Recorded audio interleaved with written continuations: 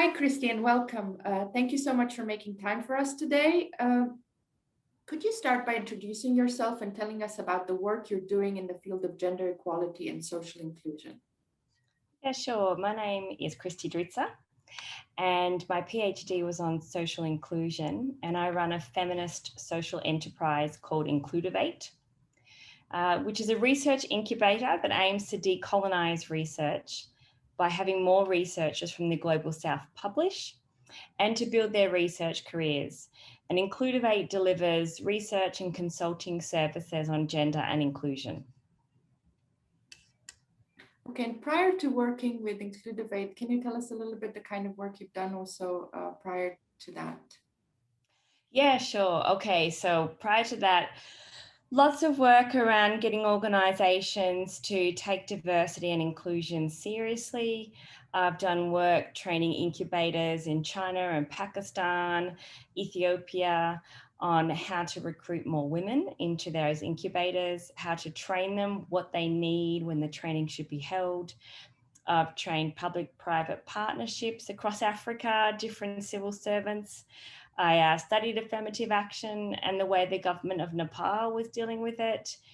I did some review of all the NGOs in Addis Ababa to understand how they were achieving diversity and where their current figures were at, what sort of strategies they put in place, documented case studies. I've also worked with the National Agricultural Research System in Ethiopia. We did a gender audit with that one and showed that despite having targets and 12 years of having those targets, there was only a 4% increase in the women's recruitment numbers. And we sort of raised that issue as part of a broader program. Trained some managers up, gave them some arguments for why it mattered and why they could be doing better and how.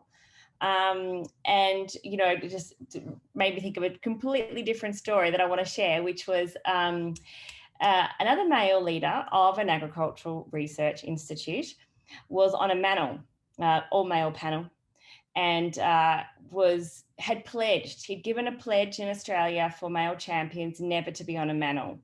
And then he found himself on a manel. And he was like, oh my gosh, what do I do? And he felt really stuck. But what he did have was some arguments for why manels aren't the best for equality or for innovation or for diversity.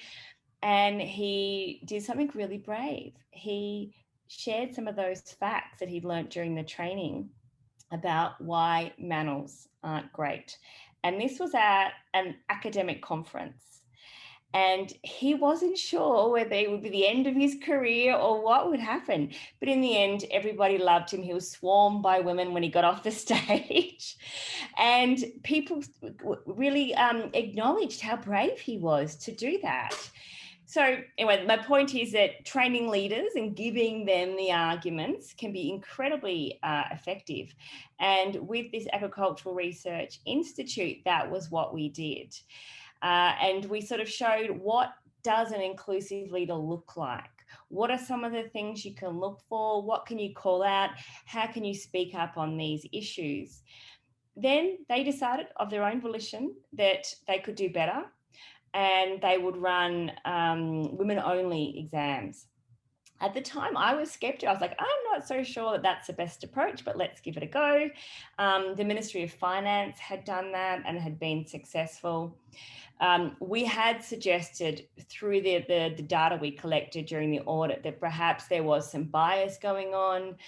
We gave them evidence that, blind recruitment, as in when you don't know the name of the person you're recruiting, it can have a lot of power.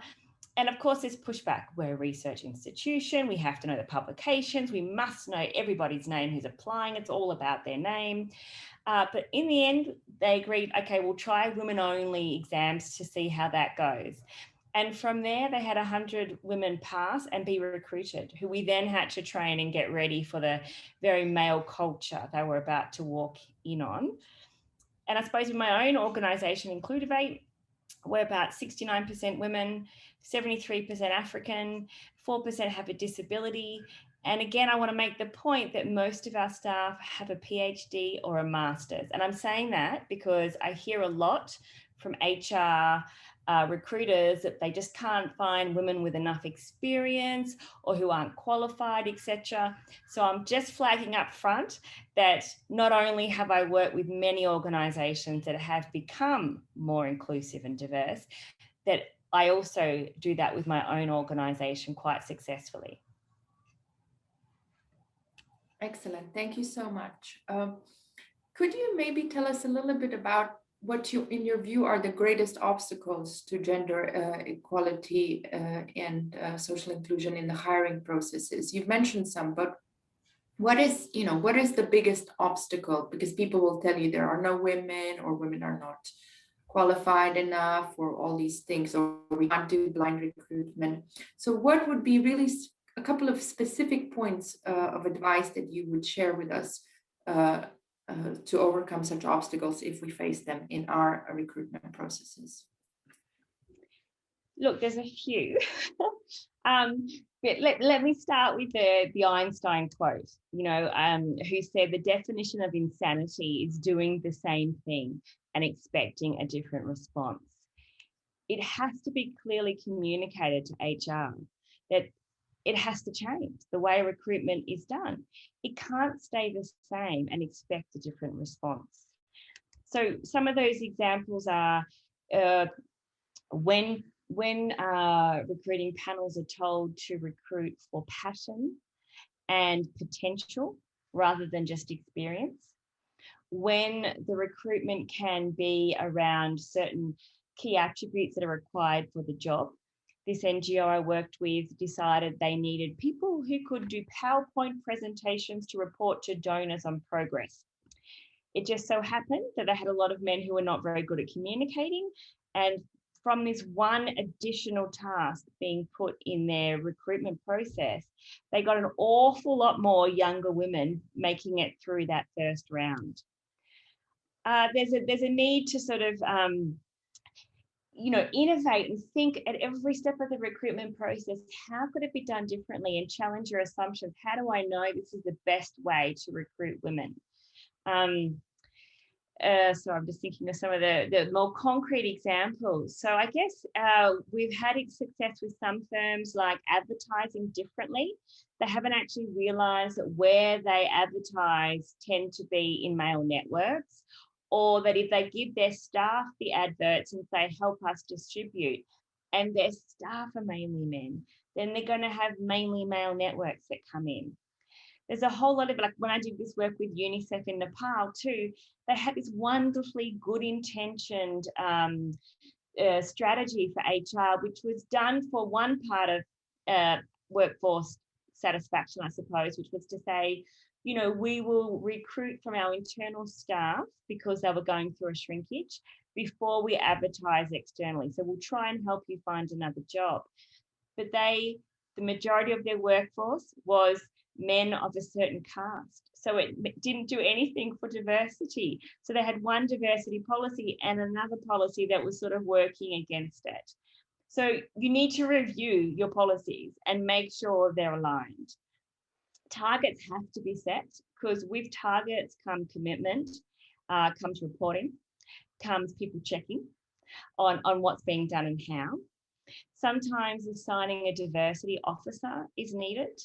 Certain organisations have done that just to make sure one person has the time to monitor the targets and the figures without being caught up in the day-to-day, I've got to get someone quickly. Setting goals such as, we will not, if we don't get a woman, we'll re-advertise. Who applies? Just applies. She doesn't have to be selected, but if we're not getting a woman who applies, we know we've done something wrong, and therefore we have to re-advertise. And then at the same time, again, during the panel, we must have a woman on the panel, and we must interview a woman. Even if she's the wild card, like she doesn't have the same experience as the top two candidates, we're going to interview her as part of our diversity policy. Things like the definition of harassment, the definition of diversity, and the value of diversity are often not discussed. It surprises me, as you can hear me say, because obviously with our work, inclusion is for us the essence of innovation and diversity. But for many, they've made a shift and they haven't communicated it with staff. And then you can get to problems and backlash. And you really want to avoid that by having an open communication space. I can go on about more strategies, or did you want me to stop or ask me some more directed questions? No, I mean, this is great. You've given us a lot of examples, and given that our colleagues will also have a chance to ask you specific questions during the session, I think that there will be opportunity for that. Is there anything else that you personally would like to add and tell our colleagues before they get the chance to ask you questions? As you know, GWP is a network of where we work with 13 regions. We have country water partnerships, and we have network partners from across the globe. So we work with very diverse settings, and also culture of hiring is very different. So, in that sense, also be interesting to know any tips that you have in that field of, when we support colleagues from different regions who have different ideas, and the social norms and values in that culture are different when it comes to recruitment. How do you navigate those also, given that you work in such diverse contexts? Yeah.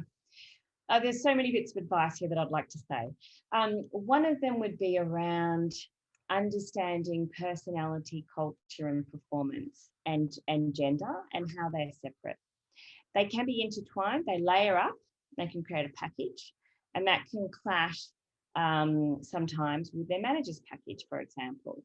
So at Inclutivate, we've done capacity building training, because capacity building is different models for different personalities. So we want to rule out people assuming it's a cultural thing, when actually no, it's how you're communicating your messages of trying to build capacity of your juniors, and how you give feedback to your seniors. It's all about creating an inclusive culture.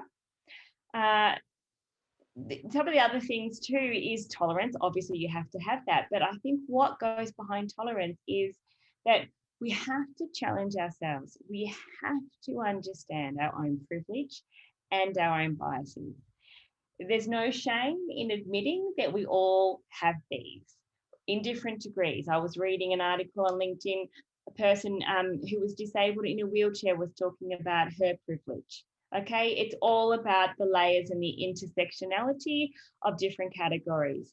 So there's no shame so long as you've looked at it. If you ignore it, if you turn away or put your head in the sand, or don't look to develop strategies to overcome this inherent bias, then I would say you've got to do some deep exploration as to why. Are you afraid of something? What is it that's so difficult for you to look at who you are, your identity in this world, and how you show up for other people? Because that all reflects how we get to equality, I should say. We also know that research, loads of studies that show we set different standards for men and women. We compare them differently. When there's been blind auditions, they've increased the numbers of women. And I've got statistics I'm happy to share around that. In addition to just challenging yourself, being a decent person, setting targets and being transparent about those targets and communicating the value behind those targets, I would say that there's a massive risk to organisations that don't have this sorted. Me Too, the hashtag Me Too movement gutted Oxfam's funding. The sexual exploitation and abuse stories were just such bad publicity. They were bad anyway, but they were such bad publicity, they lost funding. So there's a direct dollar value associated. Hashtag Black Lives Matter. I mean, any organisation that doesn't have a diversity policy and can't point to the strategies that it's applied to try and make its workforce more inclusive, more equal, more racially tolerant, is at risk. It's at risk of bad publicity. It's at risk of losing funding. It's at risk of marginalising employees, not getting the most out of them. I could go on and on. Excellent. Thank you so much. I think these questions and your answers to these questions will give a lot of food for thought to my colleagues, and we look forward to asking you questions during their live session. So thank you very much for this. Thank you.